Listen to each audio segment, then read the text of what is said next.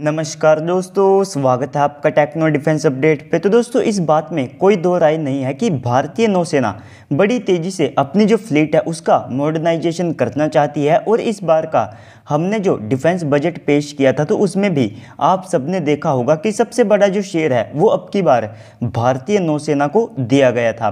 और इसके बाद अगर आप उस शेयर की बात करते हैं तो इस बार भारतीय नौसेना को कैपिटल एक्सपेंडिचर का लगभग 41% यहाँ पर दिया गया था, जिससे कि जो भारतीय नौसेना का मॉडर्नाइजेशन है वो और ज़्यादा तेज हो सके। तो इसी मॉडर्नाइजेशन के तहत एक और रिपोर्ट सामने निकल करके आई है, जिसके तहत जो हमारा MDL और साथ में GRSE है, जो कि भारतीय नौसेना के लिए पहले से लगभग 7 फ्रिगेट्स के ऊपर काम कर रहे हैं, तो इन्होंने भारतीय नौसेना के साथ में अपनी बातचीत को शुरू कर दिया है ताकि प्रोजेक्ट 17A के तहत हम भारतीय नौसेना के लिए जो 7 फ्रिगेट्स बना रहे हैं तो उनके और ज़्यादा फॉलो ऑन ऑर्डर को यहाँ पर भारतीय नौसेना के द्वारा दिया जा सके। और ये बातचीत कितने ज़्यादा एडवांस स्टेजेस में पहुँच चुकी है, तो MDL के जो मैनेजिंग डायरेक्टर और साथ में चेयरमैन हैं, तो इन्होंने खुद कहा है कि 2023 से लेकर के 2024 के बीच में कभी भी इस डील को भारतीय नौसेना और साथ में MDL के साथ यहाँ पर अनाउंस किया जा सकता है। तो अगर आप पहले से बन रहे प्रोजेक्ट 17A के तहत फ्रिगेट्स की बात करते हैं तो इस प्रोजेक्ट के तहत भारतीय नौसेना को लगभग जो 7 फ्रिगेट्स हैं वे यहाँ पर मिलने वाले हैं, जिसमें से जो पहला फ्रिगेट है उसको इसी साल भारतीय नौसेना के बेड़े के अंदर कमीशन कर लिया जाएगा।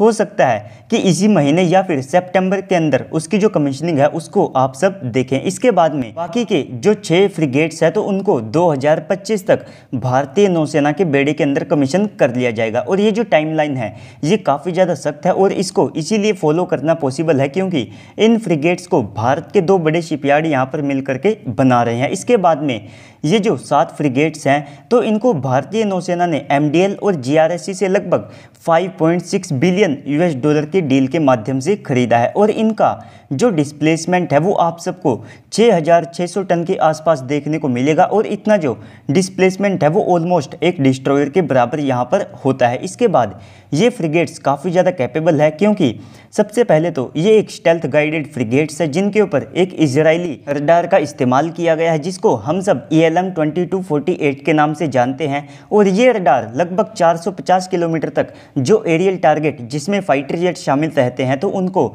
ये ट्रैक कर सकता है। और 25 किलोमीटर से ज़्यादा की रेंज में जो सी स्कीमिंग मिसाइलें होती है उनको भी ये ट्रैक करने में कैपेबल है। और साथ ही साथ ये फ्रिगेट्स अपने साथ लगभग 32 बराक 8 मिसाइल और साथ में 8 की संख्या में ब्रह्मोस मिसाइल को अपने साथ कैरी कर सकती है। इसके बाद में यहाँ पर भारतीय नौसेना के जो डिस्ट्रॉयर है तो उनको लेकर के भी कुछ रिपोर्ट्स को पब्लिश किया गया है, जिनके अनुसार जल्द ही भारतीय नौसेना नेक्स्ट जनरेशन के जो डिस्ट्रॉयर हैं तो उनके ऑर्डर भी यहाँ पर दे सकती है, जिनको भारतीय नौसेना के द्वारा लगभग 5 की संख्या में यहाँ पर खरीदा जा सकता है। तो यहाँ पर इस रिपोर्ट में ऐसा भी मेंशन किया गया है कि हर एक डिस्ट्रॉयर की जो कॉस्ट है वो 10,000 करोड़ यानी कि 1.2 बिलियन US$ के आसपास रहने वाली है। तो डिस्ट्रॉयर के हिसाब से अगर आप इस कॉस्ट को देखते हैं तो ये काफ़ी ज़्यादा है। और इतनी जो कॉस्ट है वो केवल भारतीय नौसेना के लिए जो प्रोजेक्ट 18 क्लास के डिस्ट्रॉयर है तो उनके लिए हो सकती है, क्योंकि वे डिस्ट्रॉयर सच में एक नेक्स्ट जनरेशन के डिस्ट्रॉयर होंगे जिनके डिज़ाइन को काफ़ी ज़्यादा स्टेल्थ रखा जाएगा। साथ में वे अपने साथ हाइपरसोनिक वेपन्स को कैरी करेंगे। साथ ही साथ उनका जो डिस्प्लेसमेंट है वो आप सबको 13,000 से लेकर के 14,000 टन के आसपास देखने को मिलेगा। और ये नेक्स्ट जनरेशन डेव सिस्टम और साथ में जो इलेक्ट्रोमैग्नेटिक रेल गन है इनसे भी यहाँ पर लेस होंगे। तो उनकी जो कॉस्ट है वो 10,000 करोड़ के आसपास हो। तो यहाँ पर ये थोड़ा सा सही लगता है, लेकिन अभी ये क्लियर नहीं किया गया है कि ये वही नेक्स्ट जनरेशन के डिस्ट्रॉयर होंगे या फिर हम किसी एग्जिस्टिंग डिस्ट्रॉयर के यहाँ पर फॉलो ऑन ऑर्डर को देने वाले हैं। लेकिन अगर आप प्रोजेक्ट 18 क्लास के डिस्ट्रॉयर की बात करते हैं तो उनको भी यहाँ पर लगभग 6 की संख्या में खरीदा जाना है। लेकिन ये जो रिपोर्ट निकल करके आई है इसके अनुसार भारतीय नौसेना केवल 5 डिस्ट्रॉयर के जो ऑर्डर हैं वे यहाँ पर दे सकती है।